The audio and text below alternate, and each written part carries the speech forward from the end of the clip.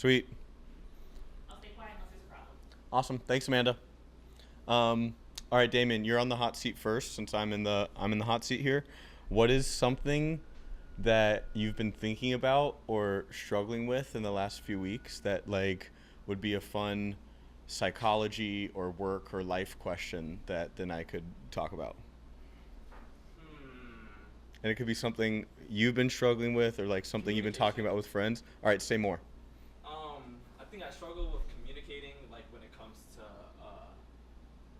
work, because usually I would just, take things in and just leave it alone, even I know that something may be bothering me.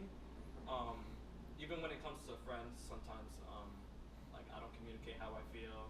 When it comes to relationships, I don't communicate how I feel because I don't want to either step on toes or I don't want to like bother somebody. But communication is like something I really struggle with. So, you've been noticing that recently you really tend to struggle with communicating openly and honestly about what you're experiencing, Yeah, both like at work as far as like communicating like questions you have or like limitations or like when you're not sure about something, yeah, and then like in your relationships and friendships also kind of shutting down and distancing and not just communicating what you're feeling. yeah. What do you feel like is the thing in the way that keeps you from being able to communicate as openly and consistently as you want to, or that you think is best? I think I'm just too soft. Say more. I think I'm just too soft. I feel like I don't really like stand my ground or hold my ground when it comes to talking to people. When I probably should, because like 22 years old, I'm an adult. I should be able to like communicate how I feel with other people without feeling guilty about telling them how I feel about things. Um, but yeah, Okay, so here's my radical take. hmm Uh, I don't think you're too soft. yeah, I think actually you struggle with not allowing yourself to be soft enough, not right? soft And enough. in fact, the struggle is actually in trying to keep yourself too solid. And uh, the way I see this come up is within my life. I've seen this with plenty of clients and friends and like people I've worked with, but in my own life, for the first 20 years I was alive, I didn't ever feel really connected to anybody. And I didn't understand why. A part of me, I think, blamed other people. I felt like lonely and broken and a little ashamed. And a part of me held this belief that, one, people really wouldn't accept and understand me if I really talked about how I really felt. Yeah, And two, there was this other part of me that I didn't even see at the time, but there was this other part that believed I really couldn't handle the uncertainty and the conflict and the problems that might come up if I was just consistently honest and open about what I was feeling. And so, really, what it was I wanted to keep a grip on control. I wanted to have this illusion that I was in control, that I was somehow protecting myself by not sharing too much. And that things really started to change when I let go of this idea that I actually had to control the outcome in my relationships. That's not actually my job. My job is to show up as myself and to treat people respectfully and whatever that standard is for myself in ways that I can feel proud of. Like I feel like I can be proud of the way I'm treating this person. And then to actually have more of this trust in both myself and in the universe that I don't have to keep a tight grip on making sure that this relationship doesn't turn into rejection or judgment or rupture, or that like the feelings that come up are going to be too big and I'm not going to know how to deal with them and it's going to be overwhelming. And that the more that I could lean into that vulnerability of letting go of control and just like naming, this is what I'm experiencing. I don't have a plan. I don't know exactly what comes out of me sharing this.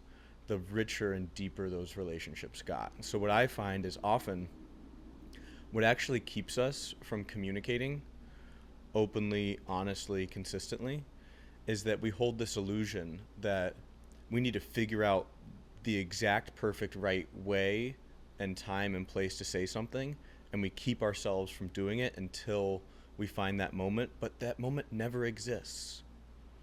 Like, all we can do is try to feel through what seems like might be a good time, and what feels like something we think really needs to be said. And when we notice that and we're honest with ourselves, then it's just going through and respectfully trying to communicate and actually letting go of control. And so it's actually like removing layers of armor to allow yourself to feel and be more vulnerable. Being vulnerable is a tough thing. Sometimes it is. Oh, I think it's like the toughest thing, right? It's like who wants to be vulnerable? Who wants to like be immersed in uncertainty and lack of control? And yet the most beautiful moments in our life are always rooted in layers of vulnerability. Like, nothing beautiful and inspirational gets in if you're not vulnerable. Yeah, I agree. It's funny, I was just talking to some friends this week. I have two friends that are like struggling with these relationship challenges.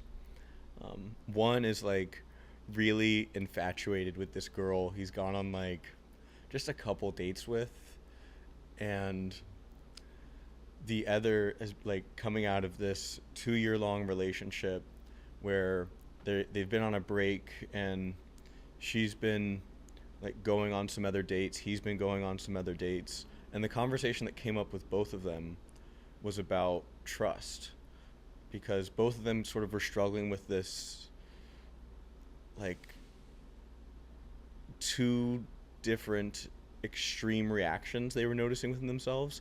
One is this reaction of like, I need to end this and cut this off and like push this person away because it feels so irritating to have this like uncertainty that's like anxiety provoking. Like, I think I want this person. I don't know 100% if they want me. I don't know what our path forward looks like. I should just end this now and push it away so I don't have any of the uncertainty. And then there's this other part of them that is like, I should just chase this and I should like suffocate this person with my wanting. And then if they then don't accept it, then I should push them away. Really, it's like trying to push away the vulnerability. When really, then the conversation we got into is you're frustrated because you don't have clarity about where they stand. And so it's hard to trust how they feel about you because you don't have that clarity there. And so without that clear information and consistent communication and trust that is existing within the relationship with that person, it feels really anxiety provoking. But the solution isn't to demand full clarity and consistency and affection and love from that person, or else you're like totally done with them.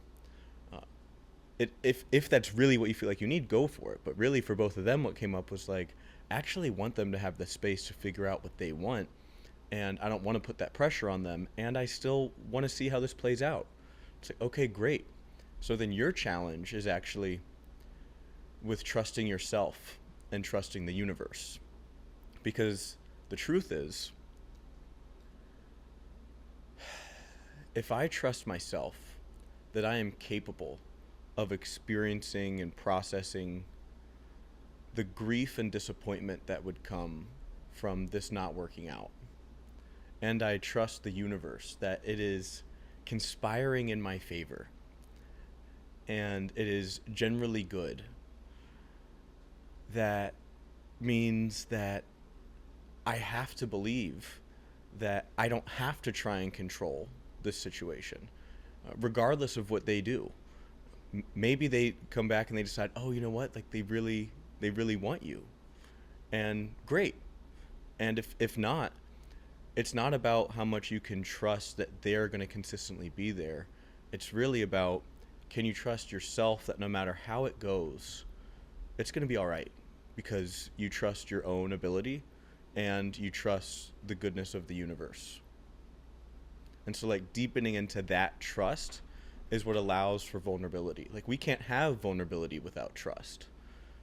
It's like you can't open up unless you have some place that you're rooted. And so when there's uncertainty in a particular relationship with a person, or there's a conflict that comes up with a particular person, the trust with them is sort of in a question period. And so it's not about relying on and depending on that trust. It's about instead deepening and relying on your trust with yourself and the universe that's got your back. You seem like the type of person to be into relationship drama. Are you? I am like the first phone call for like 12 of my closest people in my life whenever shit like that comes up. And I just spent years working with couples and clients as a therapist, so I've like seen the depth and immensity of experience that comes up in those relationships, and it fascinates me because there's nothing more triggering than like our romantic relationships. They are a mirror and a deepener to our entire experience of life. And so you get to learn so much about how our psychologies are wired by just looking at how we show up in relationships.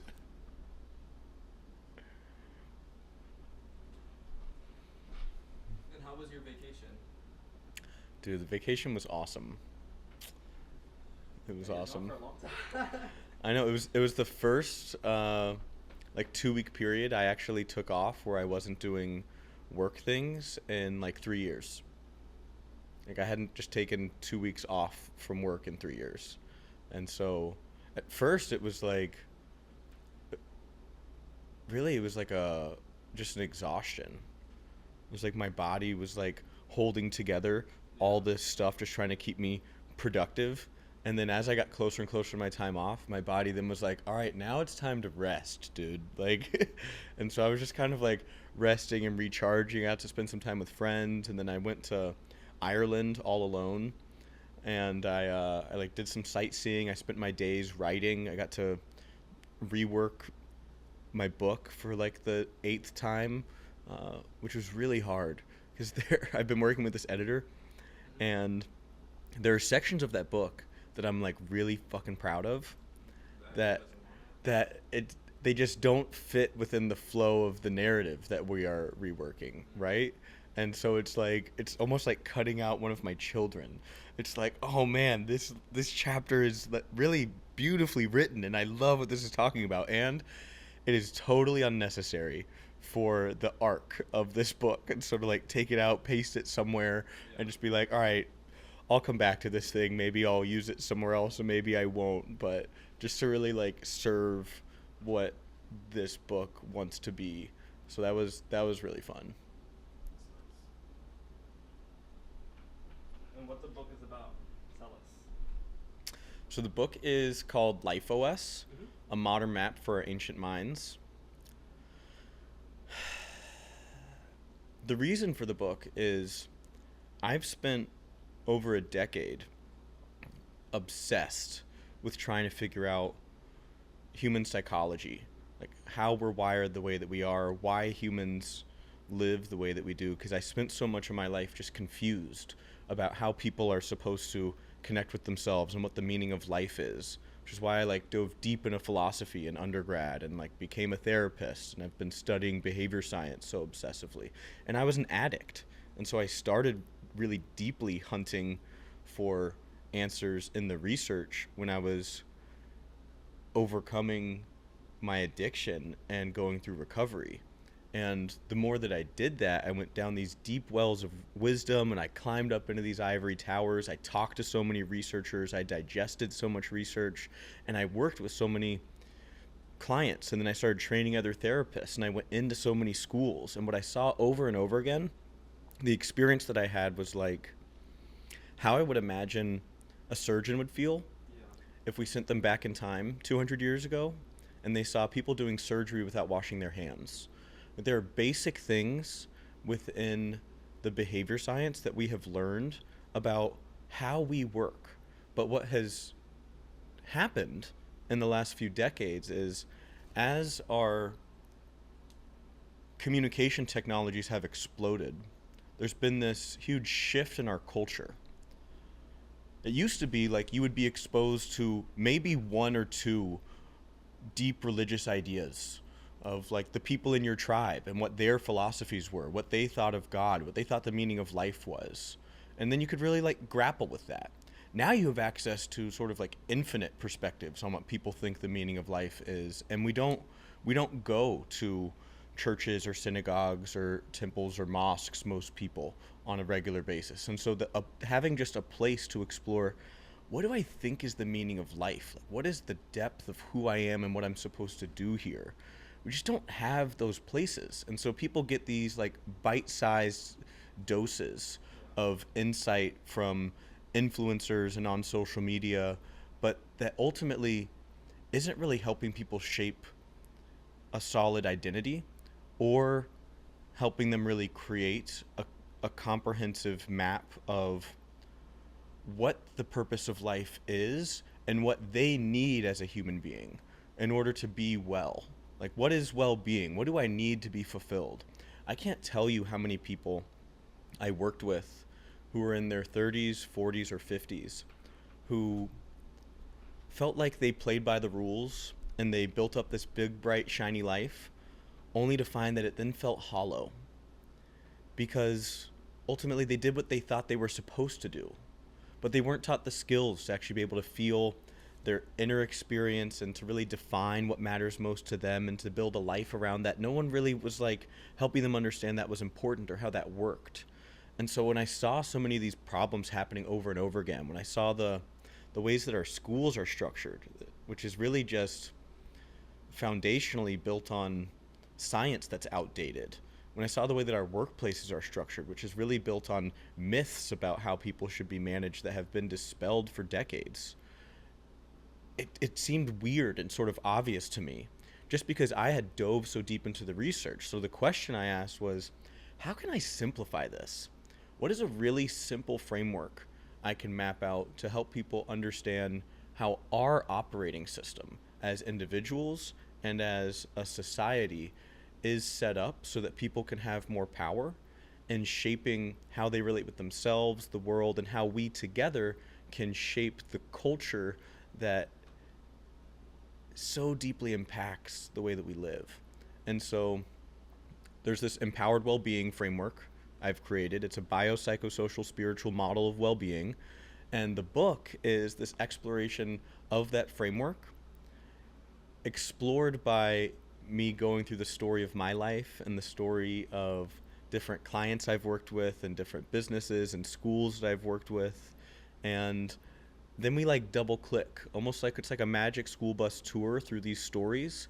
And as we come across different points in the science that are really relevant to aspects of that story, we double click on them. And I talk a little bit about the research and the history of those concepts. So like, where does attachment theory come from and why is it relevant? How does it relate to something like mindfulness or motivation? And what is our actual hierarchy of needs? And what is well-being really? And if we were to boil down just a handful of things that every human needs in their life to be the fullest, truest expression of who they are, what is that? How can we put that in people's hands so then they know what their map is?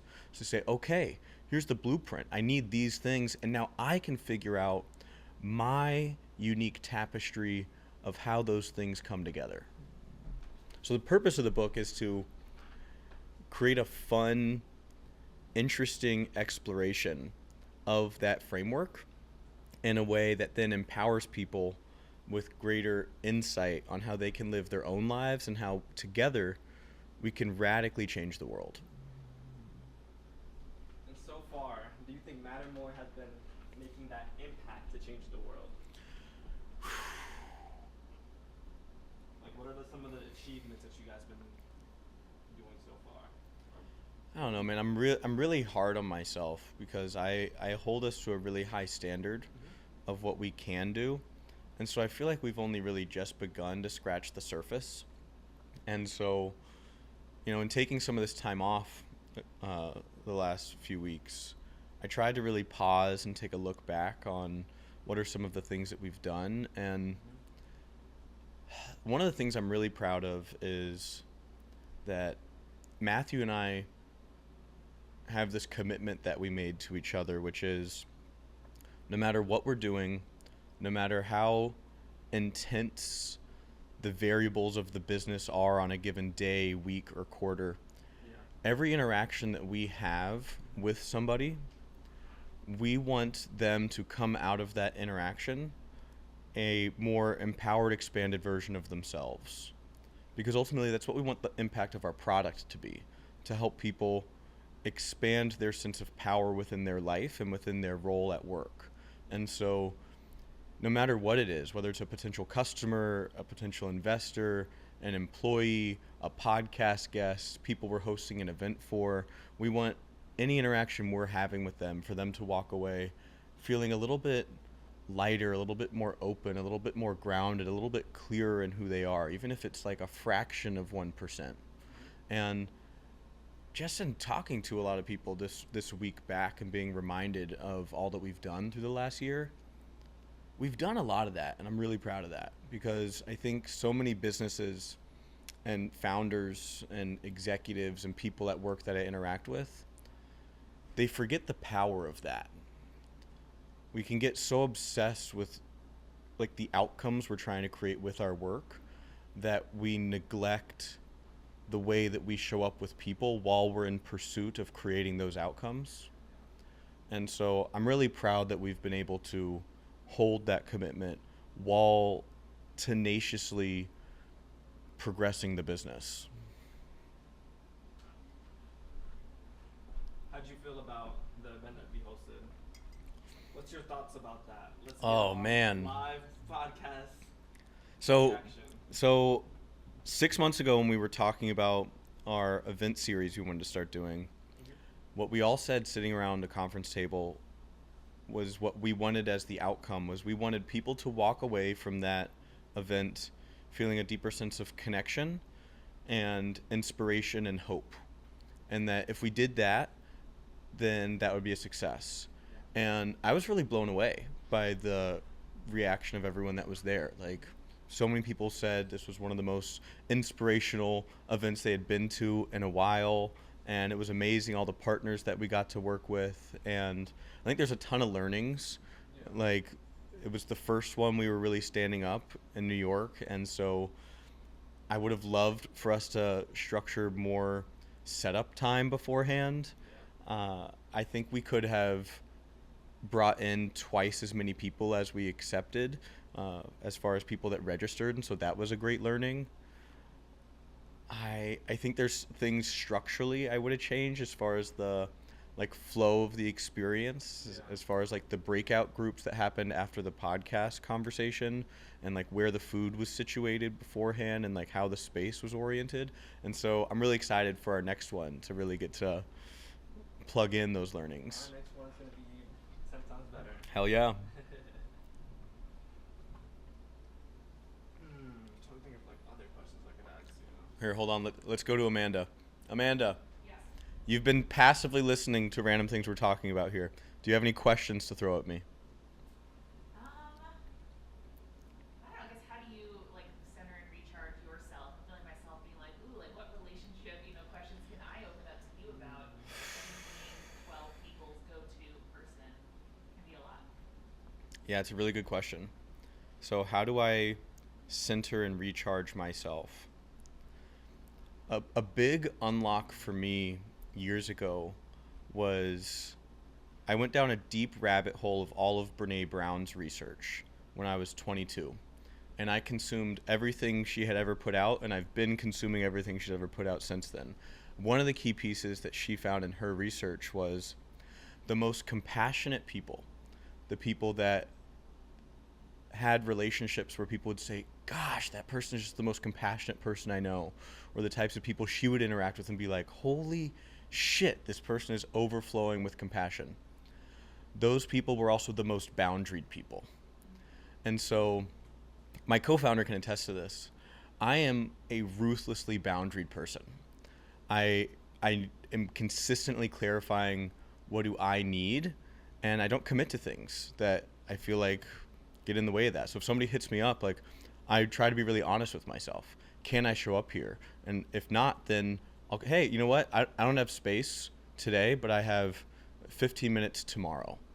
And so instead of trying to fall into like this place of trying to please everybody and try to assume what they want and need and that my needs don't really have space for it, I have like a radical commitment to expressing my boundaries while also trying to show up and like meet the needs of people I want to support. And so like being ruthless with my boundaries is really helpful, because then a part of that becomes how I create space for the things that nourish me. Like, I know I need movement every single day. I need to exercise. I need sunlight. I need to like walk around outside. I need music.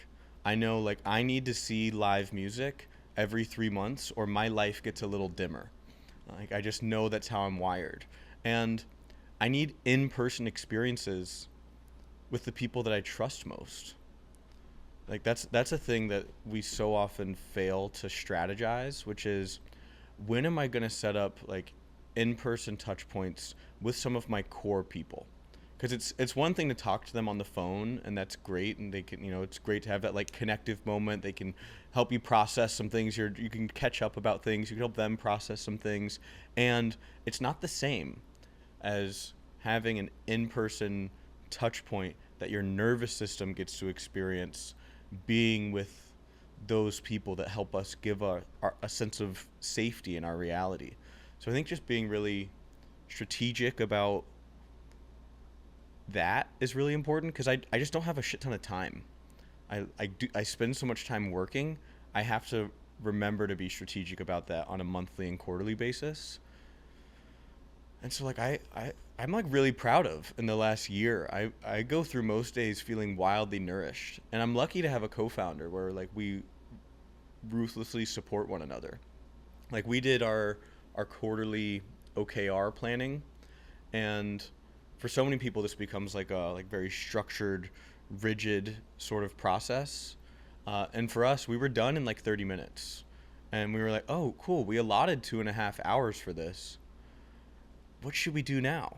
And we were like, well, like, what's going on for you? Like, what do you feel like you need? Like, we did this on a Sunday on purpose to give ourselves time and space. Like, we don't have other things work-wise that need to happen right now. And we went to the beach.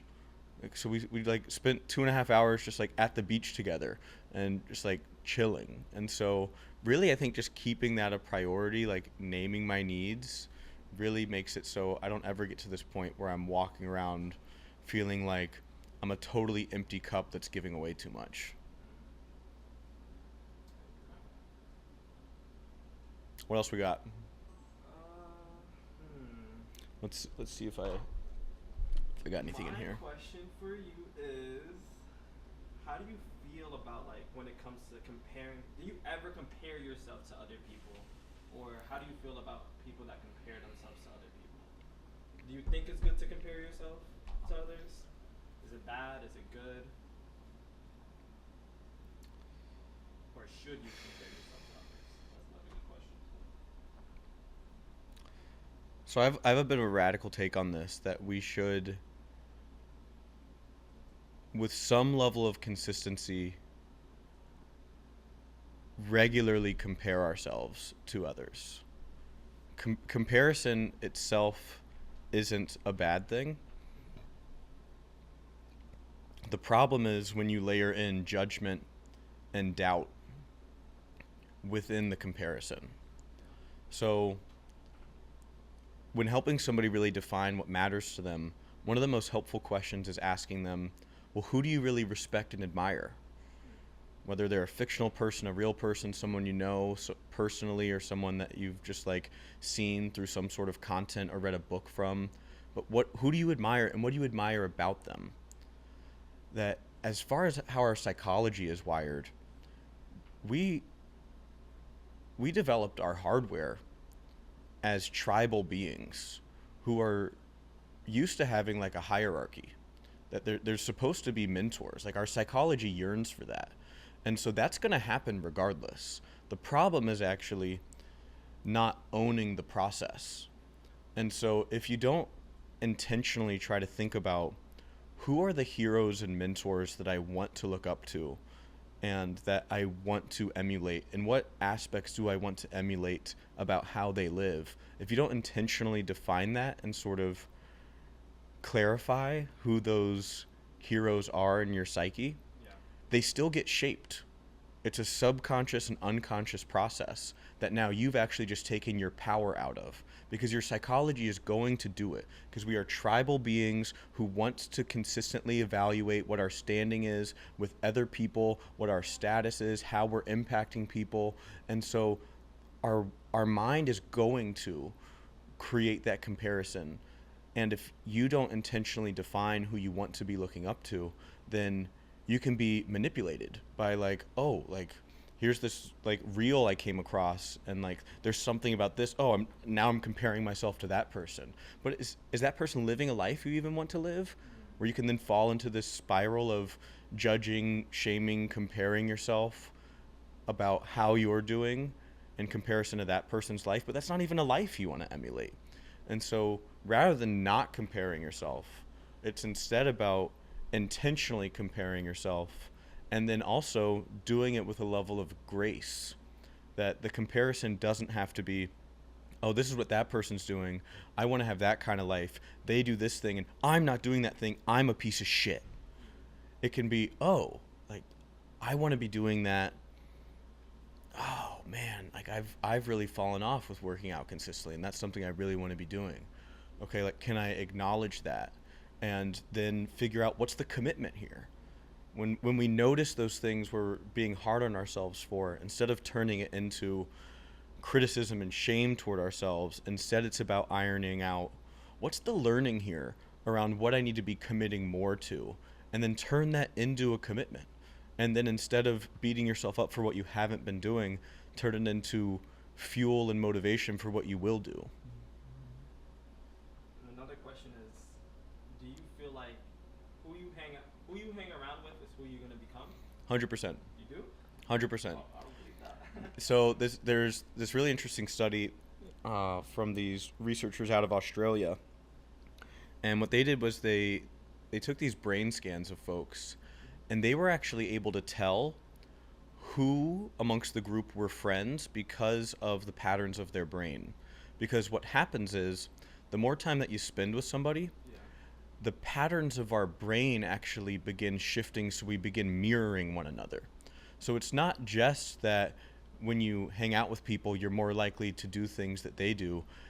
The actual wiring of how our brains work begin to shift, because ultimately you spending time with that person sends an implicit interpretation to your mind, which is, I accept the things that they're doing. I support the things that they're doing. Otherwise, I wouldn't be spending time with them. And so when we're spending time with somebody, the behaviors that the people who we spend the most time with do become the standards that we carry around of what we believe is acceptable. And so if I hang out most with 5 people who spend their days playing video games, smoking weed, and sleeping on the couch, then I'm not going to feel guilty when I show up to work late because I slept in on the couch. Because the people whose judgment I'm most worried about are my core people. And the standard that I set for what I should be doing are the standards that are held within my tribe of those core people. And so that guilt is really important. We want to set up an environment that makes our success easier and more likely. And so ultimately, you've got to figure out, what kind of life do I want to be living? And then who are the people that actually help me live that life? Who are the people that show up in certain ways that I want to emulate? And that by spending time with those people, I inherently rewire the way that I see myself in reality, and what I should be doing, and my standards get leveled up. And when we don't meet our goals, we meet our standards. And so hanging out with people that are living lives that we don't want to be living and making that the majority of the time that we spend with people, and that being our core people, it becomes a problem. It doesn't mean we shouldn't have relationships with people like that, of like great, but ultimately you are the 5 people you spend the most time with. Those become your behavioral standards. That's really interesting. Yeah. I don't feel that way at all. I mean, I had a conversation with my boyfriend the other day about this, because he was like, "Oh, you become the people who you hang around." Because he's like, "Oh, you shouldn't be hanging around with these people," because, like you just said, Yeah. the example that you use, I do hang out with people like that. But I was like, I don't fall in that same trap though. 'Cause Yeah, but I'm not lazy. here's the mind fuck I'll throw at you, which is, it's not necessarily that your behaviors begin to mimic theirs, because you're an autonomous agent. Yeah. You have agency, right? You can influence what your behaviors will be. Yeah. But it does set up your standard. And so what it starts to create is more anxiety within yourself. You start to carry more dissonance and frustration about your life, because ultimately you can feel the misalignment. You can start to feel more isolated, more alone, more anxious, because ultimately what you want and the way you want to be living is so radically different from the people you're spending the most time with. And so it becomes this weird conflict where the more you do things that make you proud of yourself, it actually feels like you're increasing your level of anxiety, because you're starting to feel more isolated and alone, because the place that feels like home are the people that you spend the most time with, who live lives that are radically different from the way that you want to be living. And so like that's the piece. It's like, okay, you can do that. You can have the 5 people you spend the most time with be radically different, who live a lower quality life than the one you want to be living. Yeah. And it's going to be harder. It's going to be harder for you to build that life you really want, because you're going to end up carrying a little bit more of that anxiety, that loneliness, that frustration, that dissonance. Whereas it's the exponential opposite impact. If you have people that are at a level ahead of you, then every time you take a step closer to the person that you want to be, you actually feel more connected and supported by those people. And so it makes it exponentially easier to activate those behaviors. So the hack there is, if you had one friend that just even started leveling up and lining up more of how they're living with how you want to be living, or you were spending more time with even 1 or 2 other people that are on that path, what you'll find is it's easier for you to stay consistent with the behaviors that you really most want to be doing. Man, I guess I owe my boyfriend an apology. I was arguing with him all yesterday about that situation. I was like, I'm not gonna be like my friends. I was like, I mean, I'm not gonna be lazy and do exactly what they're doing, but. Well, and here's the other funny layer of that is, for years I felt like I had 2 buckets of friends. Mm-hmm. I had my friends that I made in college and in my early 20s, Yeah. who really, like, the foundation of our connection was that we partied together. And then I had these friends that like I met more within my work, that were either therapists or behavior scientists or coaches or entrepreneurs, who I felt like the way they were living their life was more aligned with how I wanted to be living. Yeah. But I also didn't have that like deep foundational level of connection with them that was the same. So like for a while I wondered, like, holy shit, do I have to cut these people off? And like I could feel the conflict within me. I couldn't spend as much time with them, because they would be getting trashed on a Tuesday night, where like I'm getting up early Wednesday morning to like meditate and go to work by 7 a.m. and like they're not going to work till 9 a.m. And so it was like, oh, I just was spending less time with them. But what started to happen was I stopped pretending when I was hanging out with them. So instead of me falling into being the person that I used to be and like pretending to still be that person when I would hang out with them, or just like totally pushing them away and say, oh, we can't be friends anymore, I would show up as the person that like I wanted to be and the person that I was becoming. And what started to happen was, as those people started going through like their up leveling in life, Yeah. those became like connection moments. They'd be like, hey, I think I'm gonna start going to therapy, man. Or that, oh man, I'm thinking about meditation. Could we talk about that? Or it's like, I really want to be more consistent. And now suddenly like I could be a support or like an inspiration or like an accountability partner with them through that new thing. And now what's cool is like we're all very aligned. Like I couldn't be doing the epic amazing things I'm doing in my life without them. They are all on their like up leveled path now.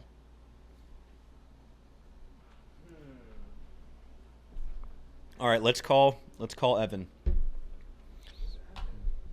Evan is our ghostwriter and for Matthew and I. And I feel like he's going to have some good questions for us.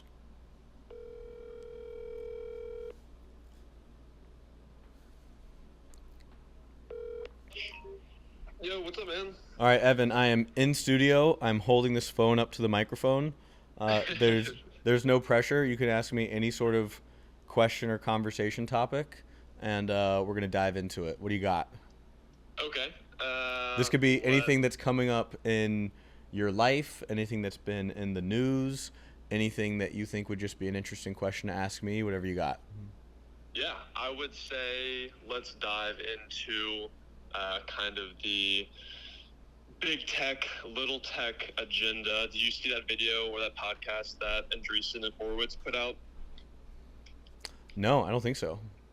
Yeah, so essentially it was a pretty interesting podcast I saw last week where they dive into kind of, it was a slightly political video, showing their leanings towards a certain candidate coming up, but also just digging into kind of like the current state of startups and how it relates to big tech. And I think actually where we could maybe branch off from that is what we talked about last week, going into the Texas Stock Exchange and what you called, it's in my notes, I forget the exact term you used, but the sort of increasing tribalism and polarizing tribalism. What was that term that you used last week when we spoke? Do you remember? Diminutive tribalism.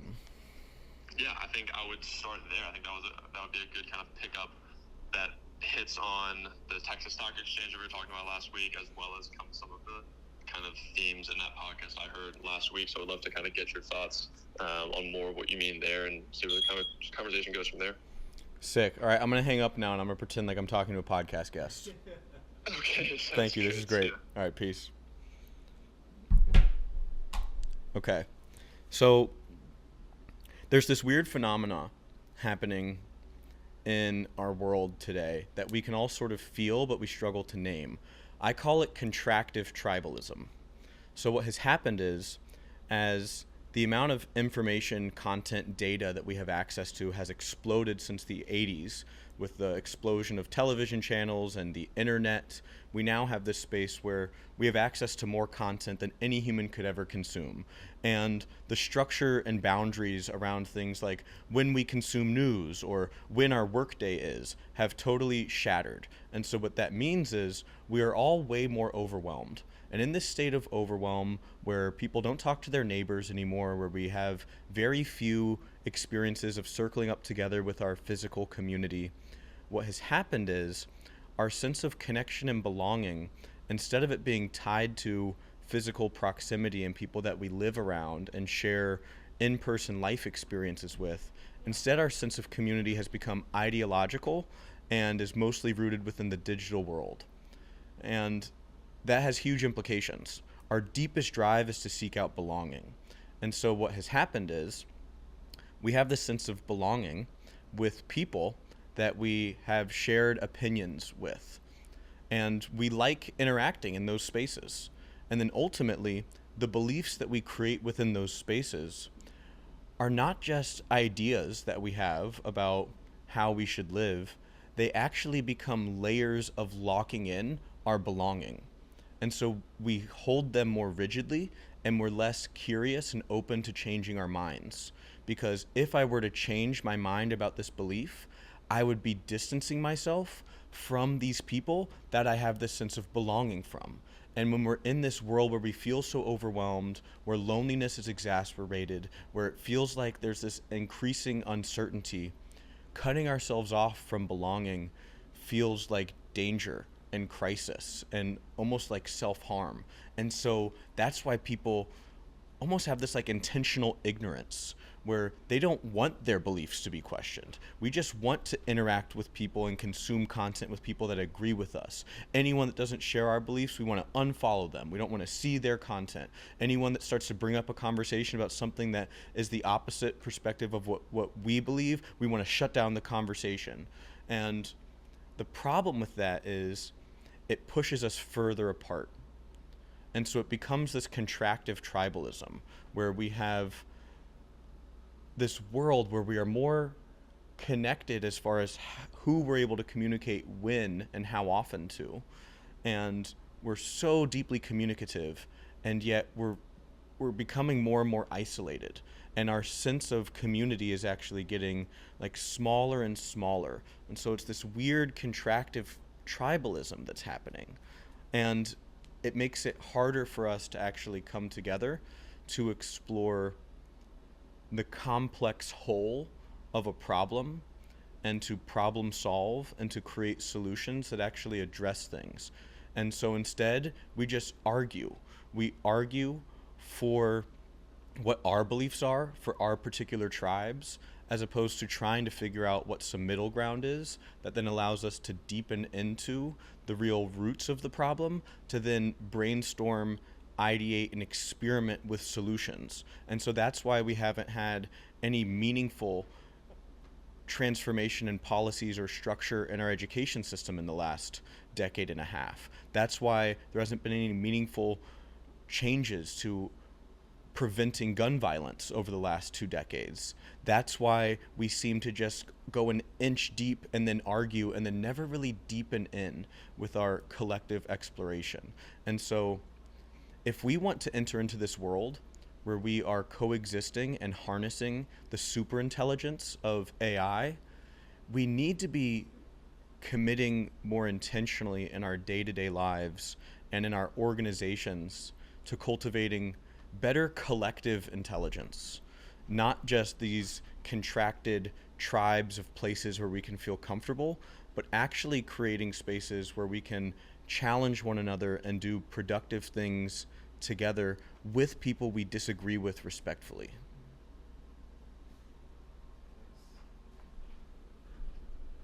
Okay, that was a fun one. What was the word that you said? Contractive tribalism. Instead of perpetuating contractive tribalism, it's instead us asking, how do we create empowered organizations and live empowered lives that allow us to create greater collective intelligence? Now I gotta think of a question to ask you.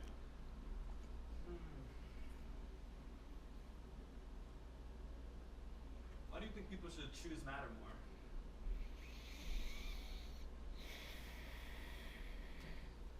I know it's a broad question. Yeah. Well, I actually don't look at us as being like a savior type of business. I don't think we're the only player that can be making an impact or like having this kind of transformation.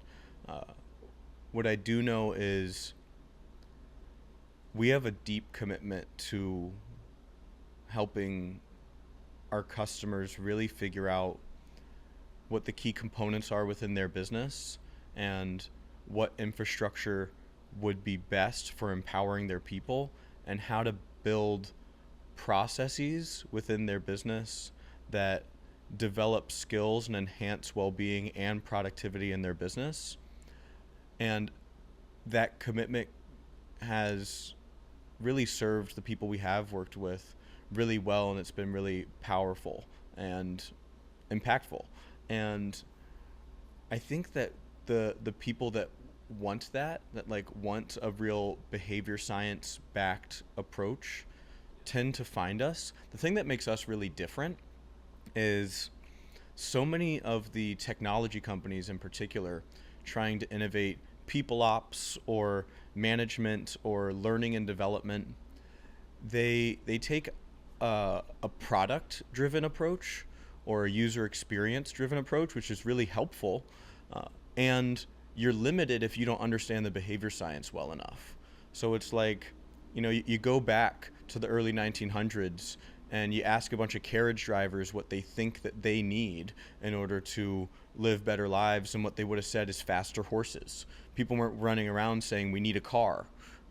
And when Steve Jobs made the iPhone, no one was running around saying, you know what I really want? I really want like a glass touchscreen phone that has access to the internet and my music, and that I could have all kinds of apps on. No one was saying that. There's a layer of insight that's needed to be able to be really committed to understanding what are the problems your users are dealing with. And then before getting into ideating on solution, you need to understand the behavior science of what kind of stuff works around how to upgrade the ways that people learn and develop skills and relate with each other. And if you don't know that, then it's like you're just experimenting in the dark and you're going to be wasting time. And so you need to be able to have that insight layer. And so we have me, who has spent over a decade training as a behavior scientist and working as one. And we have an amazing advisory board of some of the top academics in the world that have been exploring that question, that know the research well. And so we're able to plug that in while we're innovating the technology and helping people shape their businesses. That insight gets to be there. So it gets to be this combined convergence of what are the goals you have as a business? How do you want to be operating? What are the needs of the users? And what is actually effective because of what we know in the behavior science? It's like, would you go to a personal trainer that knew nothing about physiology and exercise? You show up and you're like, yeah, I want to get bigger chest muscles. Oh, cool. Let's go around the gym and just do the chest exercises as much as we can, because that seems like a good idea. No, you need somebody who understands the process of building muscle and creating fitness. So I think that's one of the unique pieces that makes us very different, is we have a really amazing bench and a really deeply committed process for doing what works, not just doing what might be a good idea. And what is one thing, what is an advice that you can give to somebody that's starting a business? Advice I would give to somebody starting a business.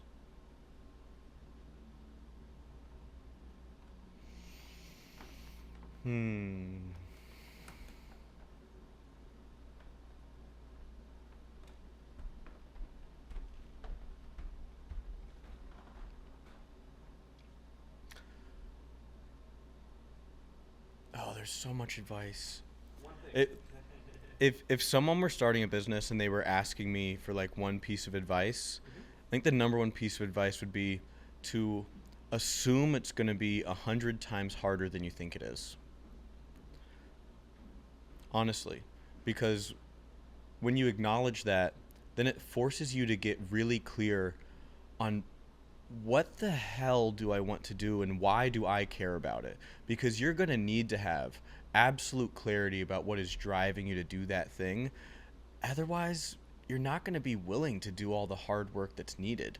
And by acknowledging how hard it's going to be, you're going to actually iterate faster. Like, the perfect is the enemy of the good. There are so many people that I talk to that are like, yeah, one day I want to start this business. So I've kind of started, I've been thinking about names and websites and design. And like, the thing is, you have to understand, it's going to be so much harder than you think it is. And it's going to take so many more reps. Yeah. The big thing that is a problem with those folks that I tend to see is that they spend too much time contained and comfortable in this space they have complete control over. They're like ideating and intellectualizing of what they might do, when really business is a vehicle of transferring and transforming value from one person or group of people to another person or group of people. And so you just thinking about a problem and solution by yourself is an incomplete process for iterating on a business. You need to be in dialogue with who your users or customers will be.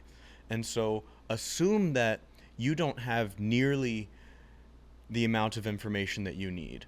That in order to really be progressing, even just your idea, you need to be consistently thinking about stuff on your own with other people that can help you think about it, and in consistent dialogue with who the hell you're selling something to, so that you can get consistent feedback on their reaction to whatever you're ideating on. You can get continual clarity on what they're really struggling with.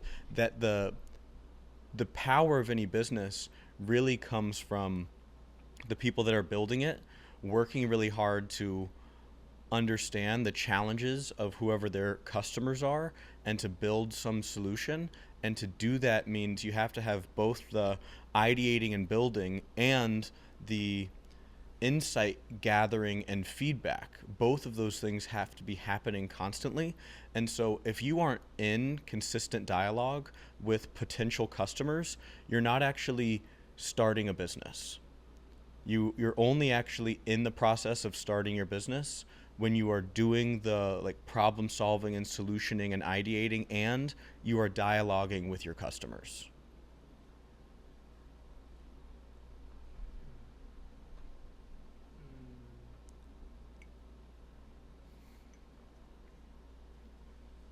Trying to think of something else. Is there anything any friends in your life have been struggling with that you're like, man, they probably need to hear the answer to this question? Going to therapy for one, like I have a friend who has been going through like a lot, like too much to be honest. Yeah. Hold on, before we start getting into it, all right. Yeah, he's been going through like a lot. He's been through like adoption. Like when he got adopted, the parents that was taking care of him didn't really take care of him, and like he's like in a really dark place now. And like I wish I could just tell him. I don't want to tell him, oh, just get over it, because it's been years. You're 22, soon turning 23, and like you're living by yourself now. I know you're like, yeah, your parents of course should have supported you. Your adopted parents should have supported you and helped you out. But like this is like your time to like prove to them, like, you know, you don't really need them. You should be like, you know, be independent, do what you gotta do. So And, like, what's he prove people struggling wrong. with right now? I think it's like confidence he's struggling with, motivation. Struggling with motivation, like being consistent of what he should be doing. 'Cause right now Would you say he might be depressed? I want Okay. to say that, but Okay. All right. So didn't want to say it out. So Jim Carrey has this great quote, which is, depression is your avatar telling you that it is tired of being the character you are playing, Yeah. which is really beautiful, right? And the thing that we often get wrong about depression is that we think it's this like weird passing wave of sadness that we just have to find a way to survive through. And it's not.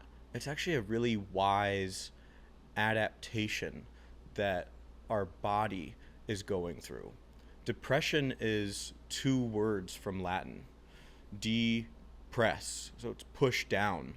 And so depression is the outcome of a whole bunch of emotional experiences that we have not felt within our body. And so what happens is that becomes stored trauma, and then ultimately you can't selectively numb emotions. So what we start to do is, it's like going from having a harp with like all of these strings that can play all these different notes and feel these different layers of music, to then like limiting yourself to a like 1 or 2 string banjo and then tightening it really tight, and eventually you're not going to be able to make any music. And so motivation, inspiration, happiness, joy, you need to have access to those strings. And so you don't get that unless you are feeling the emotional experiences in your body. And talking about situations or hurts that happened in the past is not feeling an emotion. Reading books is not feeling an emotion. Consuming video content is not feeling an emotion. Feeling an emotion is an embodied experience of bringing your awareness to what you feel in your body. And so the struggle becomes when the depression gets so big that we like don't want to do anything. It's like, what the hell do we do? Where can we start? And it really is not about trying to force yourself to just go do the things that you think you should be doing. That's part of it. And you also have to be asking yourself, what can I do that starts to thaw some of the glacier of my inner experience that I have built up? And that's different for everybody. Sometimes it's like a random adventure or a movie or doing something with friends or going outside or trying something new. Whatever it is, finding little moments where even if it's a matter of minutes or seconds, that there's something that will allow you to feel an experience within your body that's been locked away. And so that's where the magic of therapy, coaching, or friendship come in, which is when we're sharing experiences with somebody, particularly somebody that we've built trust with, there's a level of safety that gives to our nervous system. It expands our window of tolerance. So like, we develop this window of tolerance of how much intensity we will allow ourselves to hold. And the less we actually practice feeling intense experiences and emotions and processing them, the smaller our window of tolerance becomes. And one hack is the co-regulation that comes with being in person or talking to someone we really trust. It like expands our window of tolerance a little bit. And so then if we can bring up something that is like something we're struggling to feel and not even trying to problem solve it. Like, I'm not trying to come to you to figure out what action I should take. I just want to talk about what this feels like. And then to let that be acknowledged by somebody else, what that starts to do is it thaws away the shame that we carry that keeps those traumas locked in place. Because shame is this belief that I am inherently broken and unlovable. And so the more that we avoid aspects of our inner experience, they get locked away, and then they get locked in with that shame. It says, you can't look at this. You can't look at it because you don't know how to love it. And you can't share it with anyone else because they wouldn't love it. And then people wouldn't love you. And so when you share something with somebody, whether it's a therapist that's able to then like be there without judgment, or a friend that has the capacity to be able to like listen and empathize without then problem solving or judging or trying to fix it for you, empathy magically starts to erode shame because it immediately proves it false. It's, oh, I've like shared this thing that I'm feeling and this person is still here. They're not running from me or trying to dominate me or trying to change me. So implicitly that empathy creates this acceptance, which then can inspire and allow us to accept that experience that we're having a little bit more. And so like that's the magic of going to therapy or allowing ourselves to just name what we're feeling with people that we trust, because it allows us to sort of unlock a little bit more empathy and shatter away a little bit of that shame so that we can then feel more of those things.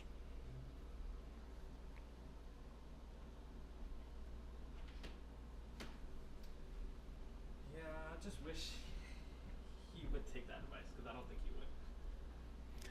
Stubborn. Yeah, well, one of my best friends in the world who I lived with for a while was like caught up in addiction for a really long time, which is really frustrating for me because I worked with thousands of people that like I helped overcome addiction and depression, anxiety, suicidal ideation, you name it. I've trained thousands of therapists to train other people. So I know exactly what to do, but ultimately I can't make him do those things. And so it was a really frustrating experience of actually having to, within myself, accept that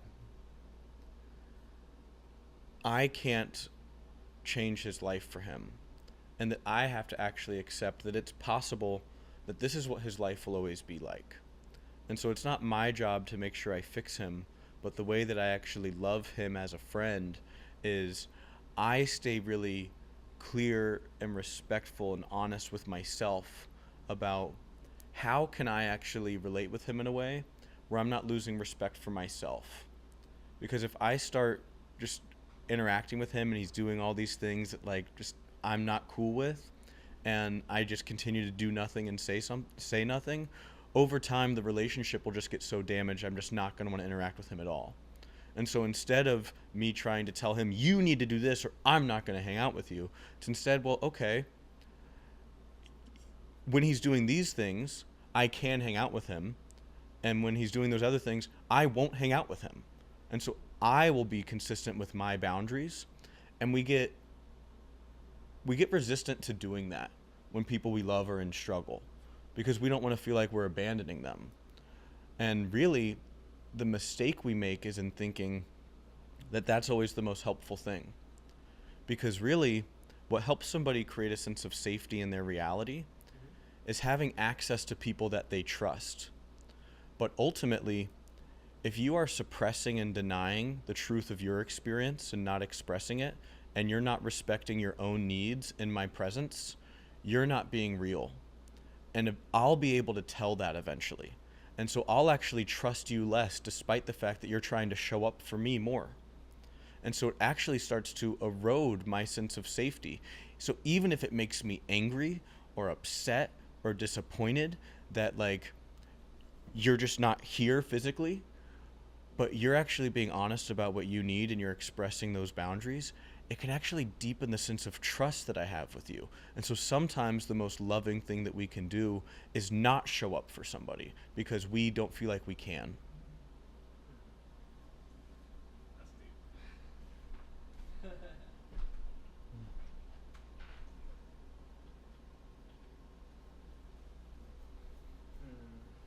don't have anything else. I don't have any other questions. All right, let's check in with Amanda.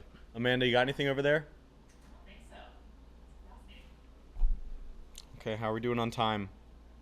Good, about 50 minutes, 50, if you want to say anything else. Okay, let's see. What other things within our arcana do we not have reels of that we should have reels of?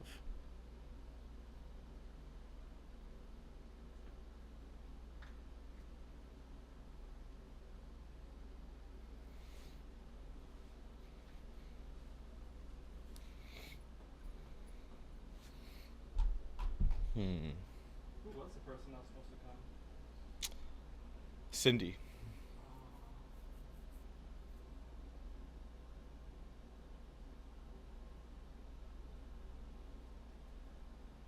Our Sydney? No, Cindy. She's one of our investors.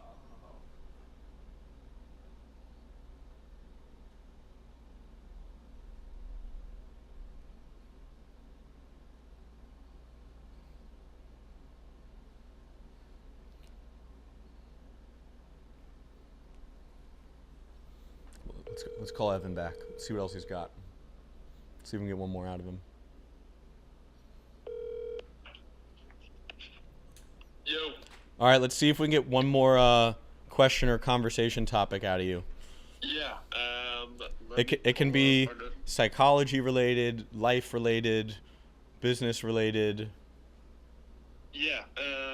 They can be things that we've talked about before, because anything in really our podcast conversations we don't necessarily have any reels of. So anything that would be fun to dive into.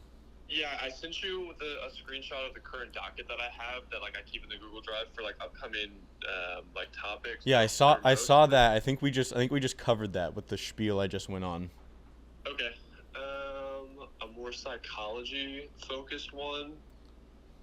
I mean, I feel like maybe like something about like the relational regulation matrix, and kind of the importance of that in like the workforce and in like the managerial class, and how, you know, kind of relational skills are the most important skills that managers need to have moving forward into the age of AI, and how important it is for, you know, AI and technology to take the No, sounds too manufactured and artificial. Let's get more real. Is there anything you've talked about with anyone in your life recently that is like a interesting conversation topic or question that would force me to try to say something wise? I just recorded 2 podcasts on my own yesterday with 2 people, and those were 2 like hour conversations. Can I take 5 minutes and get back to you with something from maybe one of those? If I Yeah. pull those up, like my notes from those. Yeah. Pull, Okay, pull, and then just call me back. all right, sounds good. See ya. All right, cool. All right, so that gives us 5 minutes. Let's see what else I got here in my notes of interesting things. Would you like a water refill? A water refill would be awesome. Thank you so much.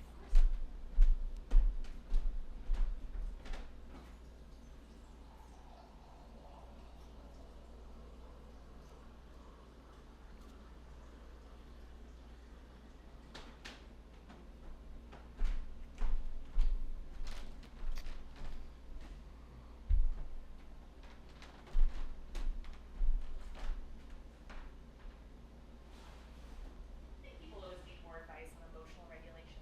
That feels evergreen. Yeah, always. You're deep breathing, but it's like, well, it's weird. I find it hard to, take a few minutes. It feels unprofessional sometimes to say, like, what your co-founder just said, of like, give me a few minutes, like, let me think about it, let me get back to you. I don't know why it's so hard. Well, it's Yeah, I find it so hard. well, okay. So this is actually a good topic. Why it's so hard for us to express our needs and boundaries to allow ourselves the space to even process things, right? And it's because our deepest wiring is belonging. And so our deepest fear is to be rejected or judged or seen as a burden instead of an asset to the people we want to seem important to. And so it's like there's this great scene in The Girl with the Dragon Tattoo where Daniel Craig is the detective and he has figured out who the serial killer is. And he has left that person's house. He is safe and he's like about to walk somewhere else. And the serial killer is sitting there and he's like, hey, before you go, would you like to come in for a drink? And he comes in for a drink and the guy drugs him, chains him up, has him in the basement. And as Daniel Craig wakes up, he says, isn't it odd how humans work? You knew I was the killer. But even greater than our fear of personal pain is our fear of being impolite. So we have this, because think about how we evolved, right? 97% of the time, Homo sapiens have been on the planet. We were hunter-gatherer nomads and tribes. So an exile was a death sentence, which is why we ruminate about when we say weird things in a social group. It's like we're trying to learn, okay, how do I prevent myself from getting exiled? And so there's this entrenched wiring within us to try to please and appease people and not name our needs, because that might turn into them rejecting us or them not seeing us as valuable and important. And so even being able to name, hey, I think I need a few minutes to think about this, can bring up oh my God, all of those fears that can get triggered, where then like our inner child that is like, no, you need to please them. And it's worth naming. That gets reinforced with our school system. So you go and you walk into a school, particularly elementary schools, and you just watch how they manage behaviors. The way that most schools depend on managing problematic behaviors is by threatening with shame and stress. And so I'm going to make it so stressful for you that I'm going to try and activate you into fight, flight, freeze, or fawn. Yeah. And the benefit of that is the vast majority of kids go into fawn mode. Oh, okay, oh my gosh, I'm being attacked, I'm in crisis. I will just please the more powerful person in the room. And so we rely on that as opposed to helping kids develop skills for identifying what they need and then empowering their autonomy to express what they want and need and figure out how we then have rules and agreements in a space and allow you to voice your needs. Instead, it's oh, you need to go to the bathroom? Put your hand down. Don't you dare ask right now. So of course, when we go through a school system that doesn't encourage us to voice our needs and relies on activating us into fawn mode, we become these adults that get so triggered around even just naming something as simple like, hey, can I actually just get a few minutes to think about that? Very much so. Right? Yeah, we're adults. We can't do a simple thing like that. Yeah, it's like this reparenting of ourselves. Yeah. I've never had that problem because I was like one of the few kids that never got triggered into fawn mode. I was always in fight mode. So like I was like the problem child that never felt like I belonged. And this is also something a lot of educators get wrong, which is rules and boundaries only matter and can only be enforced upon somebody who wants to belong in that space. But ultimately, if you have eroded my trust of you and I don't think there's any chance that I could belong in this classroom, suddenly now the rules that you have, when I get activated into stress, they become my blueprint for how I protect my sense of agency. And so now actually I want to break the rules because they validate and verify the identity that I have that gives me a sense of coherence and agency about who I am. And so the more that you erode your sense of trust with me, the less likely I am to follow those rules. And so the more that you shame that kid that you don't have the trust with, the worse you make their behaviors. And so it can feel like, okay, we just need to punish them and to finally listening to the rules.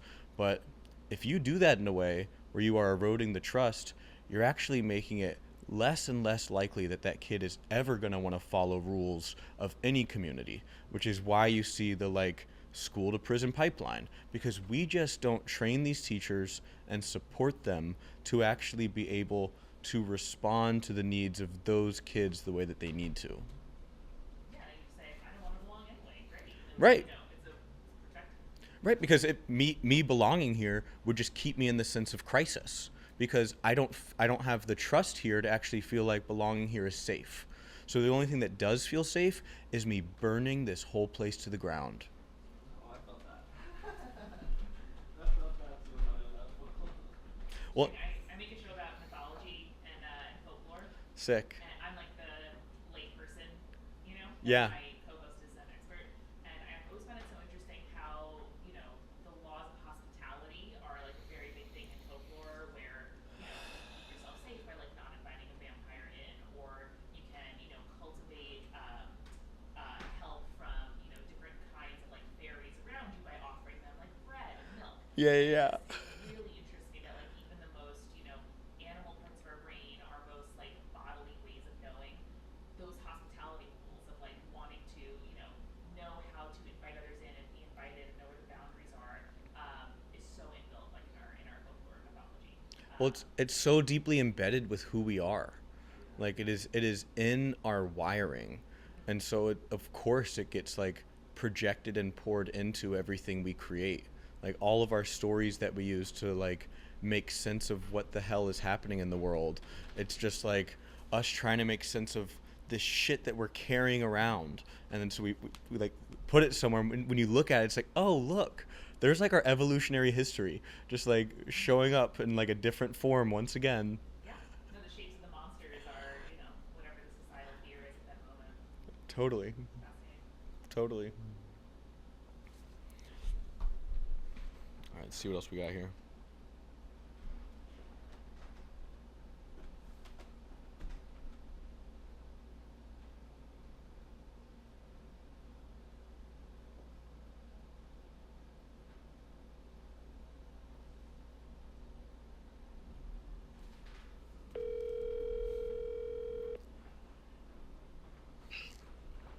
Yo.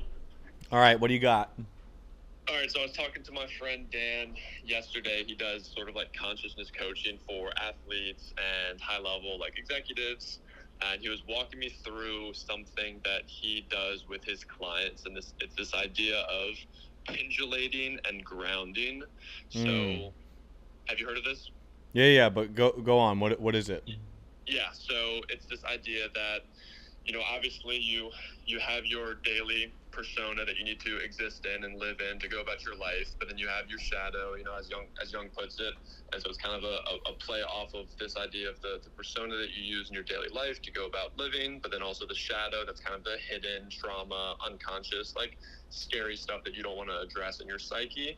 Yep. And a way that he helps people overcome this is through this process of pendulating and grounding, where he guides his clients to pendulate into that shadow and move into the trauma, while also grounding, whether it's him being on the call with his clients, reminding them that, that this is still a safe space, you're still in this present moment, because oftentimes lots of negative emotions will, arise as they pendulate into that trauma. For sure. So it's that process of pendulating into the shadow or the trauma that they're trying to let go of, and then grounding out of that. And so it's kind of this iterative process that you can go through to kind of chip away at some of the underlying kind of subconscious trauma that's in your life. So I think that's something that hopefully is going to be something that more and more people start to do and start to practice. And I don't know if you have any thoughts or advice on how to practice that, or ways to go about a similar process in that regard. Yeah, I mean, ultimately, that's the core of any therapeutic relationship, is what it's doing, right? Ultimately, the practitioner or the healer comes in, and I call them like a buoy. Like, you are in the sea of your experience, and there is stuff within your depths that you have not cleared up or integrated within your experience. And the fear of how overwhelming that can keep that shit locked away. And so you need to have some level of trust that you can return to the surface. And so, like, having that, like, trusted person there, they get to be like this buoy that's there with you, that then empowers you to be able to dip into that shadow and then to come back up to the surface and bring it to the light of day, and then can help you now ground it into your being. Like, integration is just a Greek word that means to make whole. And so we're all doing this all the time. It's just a matter of, do you create containers for yourself to do it deeply and intentionally, or does it happen at a much smaller capacity over a much longer period of time in ways that you don't expect, where, like, you will get hit by it and it will come out in, like, weird behaviors that you didn't see coming. But ultimately, like, our entire being is always trying to figure out ways to integrate our past experiences and to surface them to us so that we can integrate them, while we are also always trying to figure out a way to create groundedness or safety in our reality. The problem is, we aren't taught that that's what our psyche is always doing, or given the support or skill development to actually learn how to continually do that throughout our lives. So many people just have, it's like having like a dull sword. Like, you haven't sharpened it. And so it takes consistency to be able to keep that sharp, to be able to do that continually throughout your life, so you don't have to have these experiences where you have to spend hours once a week or every other week, like, going deep with a support or a healer or a provider, because you actually figure out how to do that just continually throughout your life.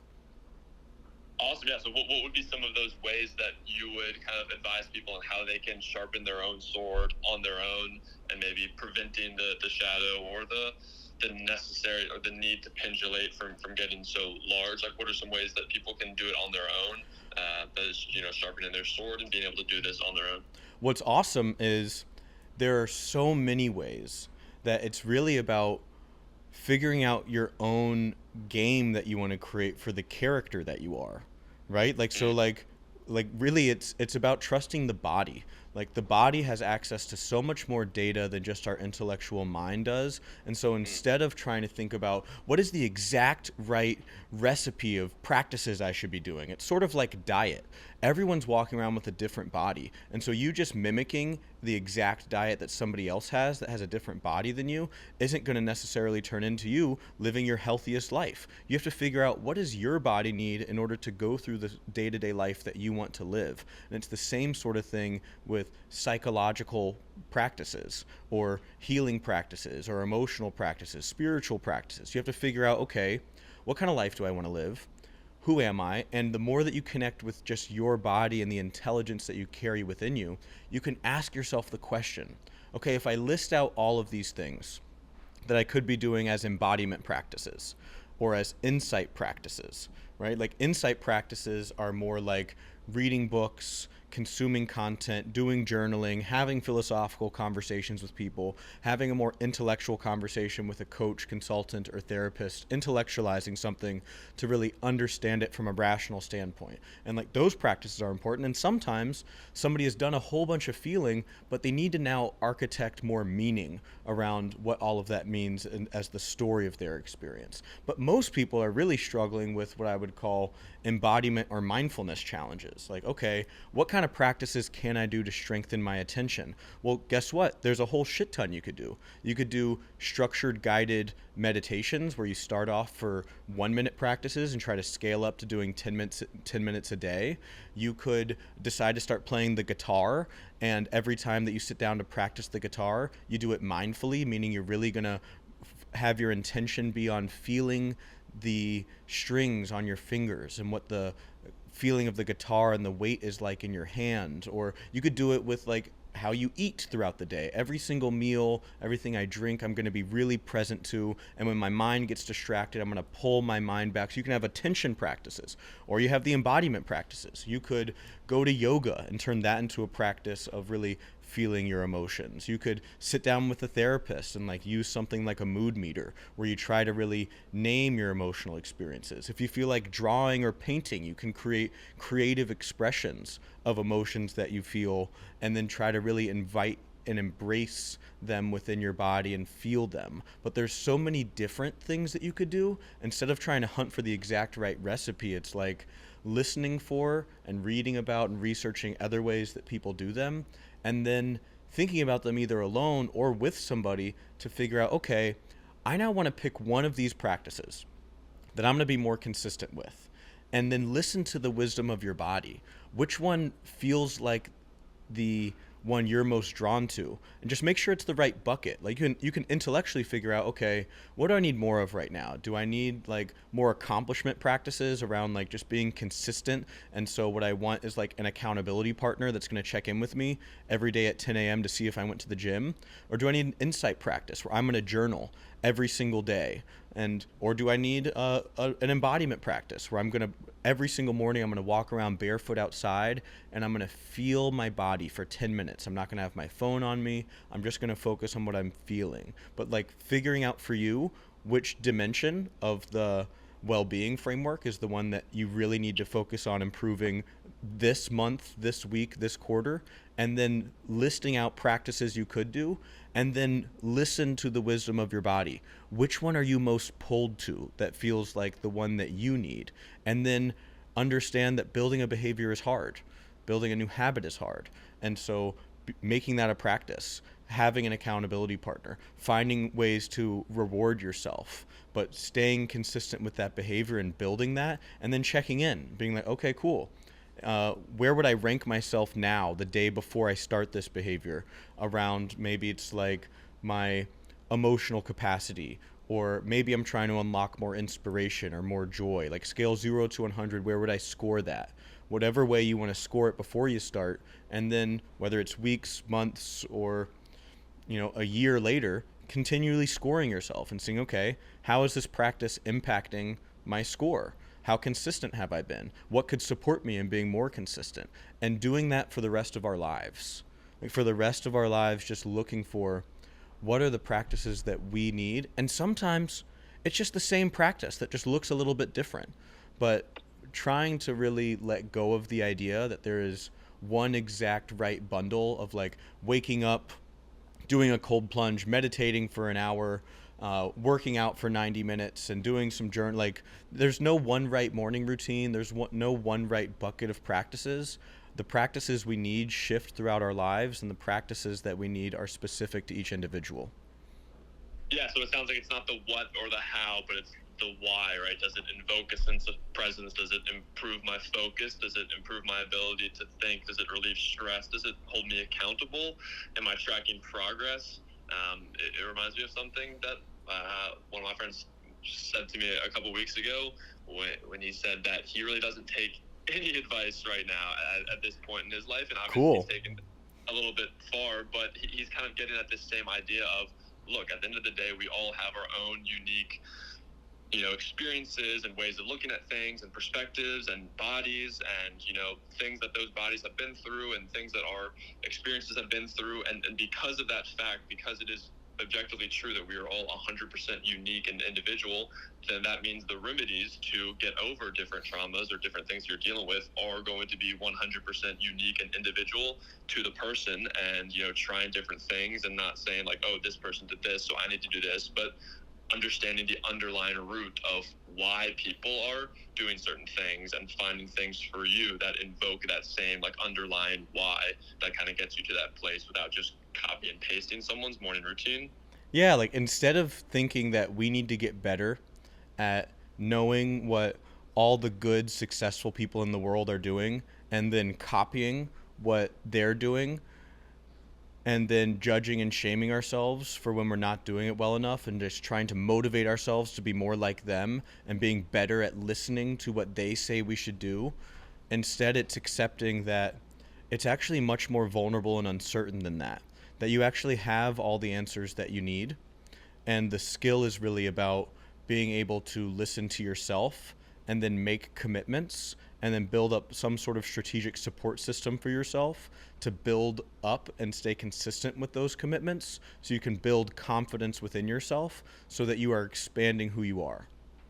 Yeah, I think everything that we just talked to probably intuitively makes sense to most people. I think the one thing that I would guess that most people get hung up on is that piece of really listening to your body and listening to how your body reacts to certain things and what makes sense and what feels good and what doesn't, like that kind of discernment, which is something that I've really tried to hone in on in my life this past year, is, discerning the difference between something I'm, truly passionate about or not passionate about, or truly is invoking a sense of presence in me, or maybe it's just my ego telling me that I'm present because I'm, doing something that brings it joy or satisfaction. So like what kind of advice or what's kind of the mental model that people need to get into to make sure that they are accurately listening to their body and following the right kind of trail of breadcrumbs towards what is going to be most beneficial for them?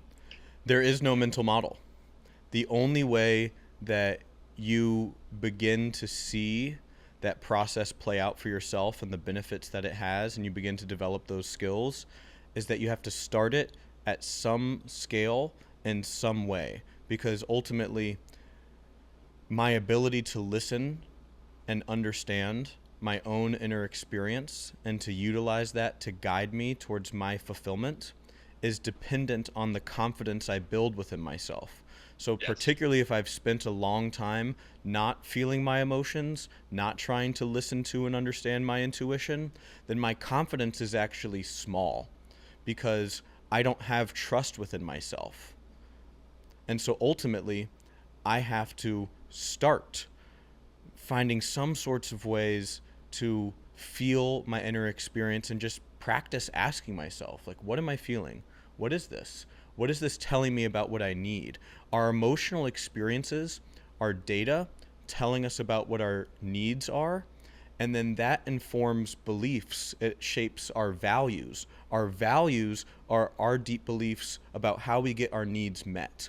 And so doing this work of excavating those things and then putting them into practice and then seeing ourselves actually commit to a behavior that was informed by our own deep knowing, and then seeing the impact of that, of how that then expands our sense of life and being alive, boom, it's like we've just unlocked these bricks that now cannot be taken from us, that have expanded our platform from which we experience ourself from.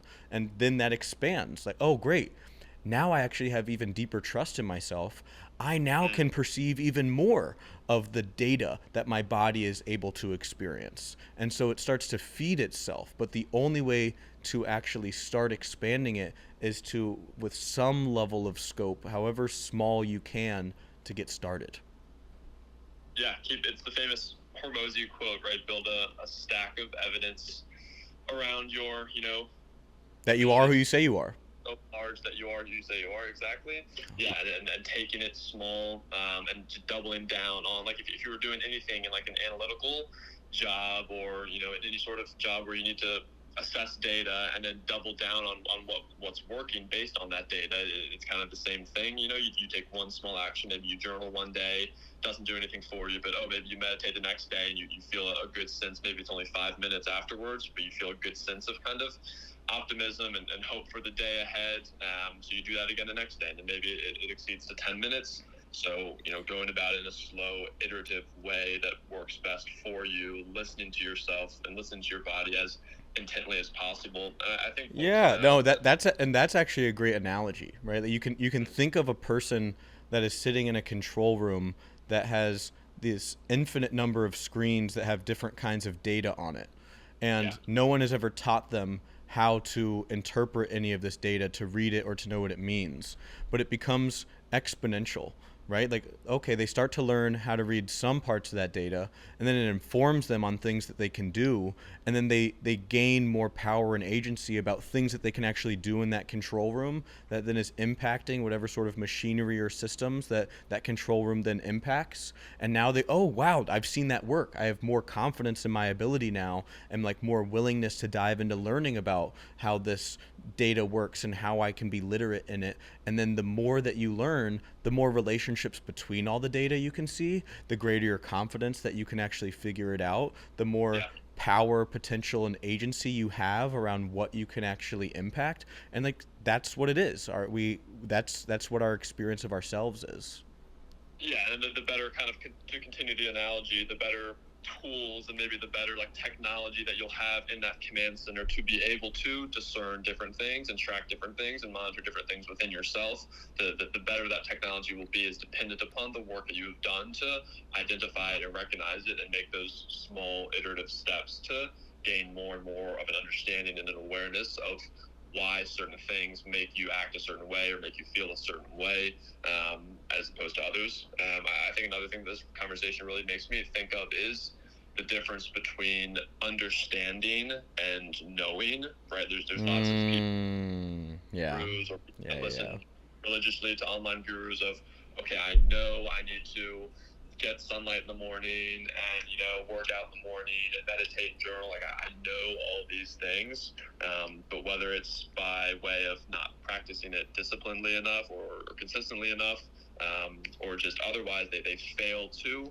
maybe fully integrate into that system or implement a system that works for them. It doesn't have to be that one, because I think there's a lot really understanding and like viscerally knowing, like, no, I need to do XYZ for me personally because I understand that these are the things that helps me, as opposed to just knowing like, oh, I know these are the 10 things that everyone is doing and tells me to do, so I should do those. Yes. And the key there is you can't cheat your operating system. That ultimately you can't intellectualize or rationalize or mindset your way into a new way of being. That it's the difference between knowledge and wisdom. Yes. Wisdom is embodied insight for living. And so something only becomes wisdom when you have actually experientially gone through applying knowledge. And so would you say then wisdom is unique to each person? 100%. 100%. Everyone is walking around with a different tapestry of wisdom within them. And then we have this collective wisdom that is all of the power that we have access to. Yeah, that's what I was kind of resisting myself from jumping into. And this conversation is the next step, I think, is that collective unconscious, as again Jung would put it. Right. And like that's very much how I kind of view this and think about this, is that there is, and I think it's interesting how technical you can kind of speak in this language. Totally. And then I always think about like places where I see it play out. Like I think of concerts and music festivals, right? That ultimately what is really good music? It is someone who has tapped into wisdom within themselves. They've tapped into embodied experiences that they have found creative ways to express them, and they tap into other people's wisdom. Other people have to listen to their own vibrations within them and to like tap into this rhythm and to create something. And so it's the convergences of that wisdom that then is making a song. And then there's this shared experience of how it connects and resonates with everybody in the crowd. And so going to a concert, you get to see God on display. Like it's those like layers of God we give ourselves access to, which is the convergences of wisdoms that we are able to express together. Yeah, and just genuine, raw, kind of pure like existence or experience that person is exuding because they are in their flow state and they've compartmentalized all of their egos and things getting in the way of letting the full light shine through of their wisdom and their conscious experience. And yeah, I definitely like I thought about that at the last concert I went to a few weeks ago, how you can just kind of tell that the person singing on stage is like just a beacon for what like kind of true kind of, you know, uninhibited by any ego or any kind of things in the way blocking, like traumas blocking that person's existence or experience. 100%.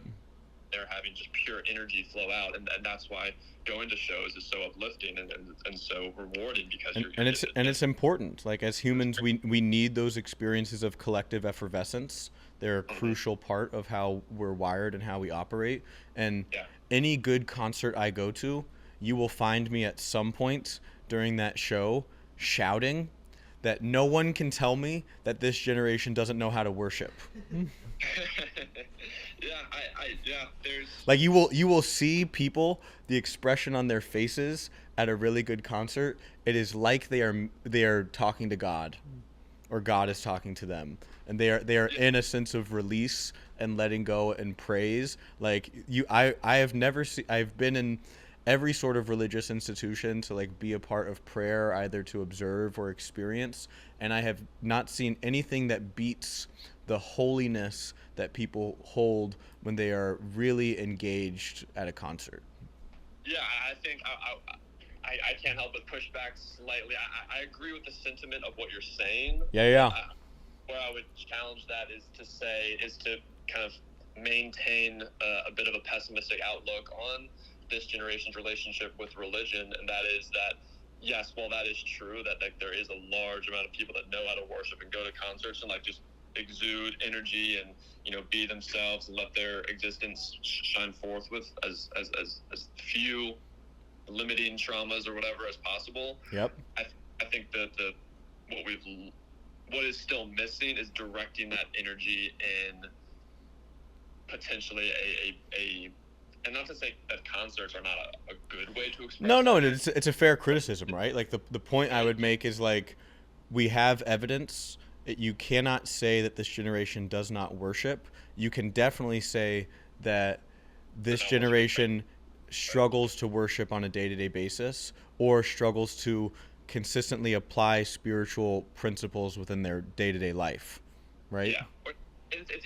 It's really just making that connection, because maybe these kids that are like going to maybe like EDM concerts, I know is really big right now, and I think that would maybe that you point to it, like yes, you have tens of thousands of like 16 to 28-year-olds going to these massive religious, almost, I mean, you hear the people that go to these concerts. Well, they're huge missed opportunities, right? The opportunity is to actually harness those experiences and then connect them into your personal growth and to use them to fuel the actual architecture of who you are, so that then it gets to serve your path to fulfillment. But like we don't use them that way because we've sort of disconnected ourselves from some of these conversations. All right, I gotta run. This has been awesome. We'll talk more on Friday.